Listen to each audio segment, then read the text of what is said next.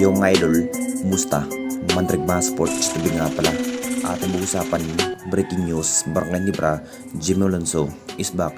Opisyal na magbabalik at ay sa Akgo trade. So ilang weeks pa lang ang bilang para makapaghanda ang Barangay Nibra dahil sunod-sunod ang pagkakatalo sa PB Governors Cup. Masasabi mas lalo pang hinahandaan ng ating Barangay Nibra ang magiging lineup kung ano nga talaga ang mas karapat dapat. Posibleng makakabalik na nga ba ang nasabing former Nibra player na si Jimmy Alonso sa kampo ng Barangay Nibra. Alam nyo nating lahat mga idol, sa kalalagyan sa nasabing player hindi pa rin tapos ang kanyang nagiging kontrak ng Barangay Nibra, kung saan nakapag-isip ang nasabing player na magbabalik sa PBA at sa kampo ng Barangay Nibra pa rin ang kanyang bagsak. May tsansa pa rin na magbabalik ang nasabing player dahil hindi pa rin tapos ang kanyang nagiging kontrak sa Hinebra, na sa Hinebra Rights pa rin ang kanyang nagiging bilang player.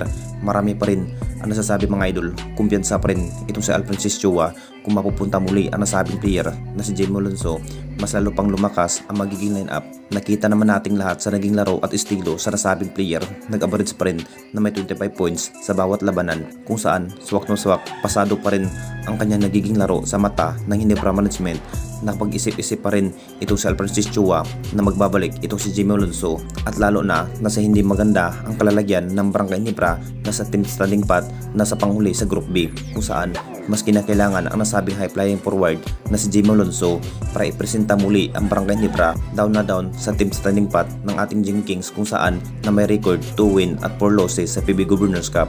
At dito na naman tayo sa isa pa nating balita ay sa Akgo trade. Alam na nating lahat mga idol, isa pa rin ang nasabing big man na si Isaac Go.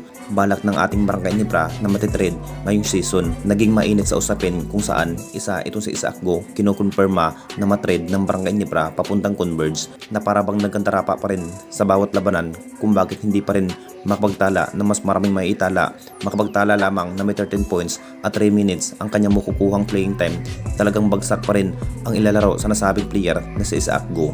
Ito na nga bang hinihintay ng Converge kung matutuluyan na nga ba na mapupunta itong si Isaac Go.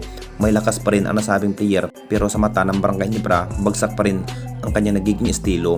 Kakulangan pa rin sa improvement ang nasabing big man. Ito na rin ang dahilan kung bakit ngayong PB Governors Cup bagsak pa rin ang mga Lucas ng Jing Kings.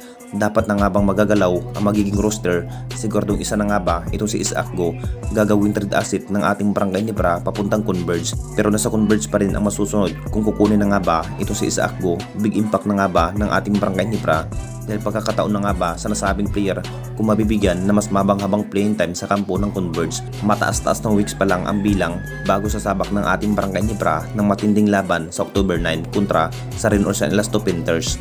Anong masasabi ninyo mga idol tungkol sa ating video?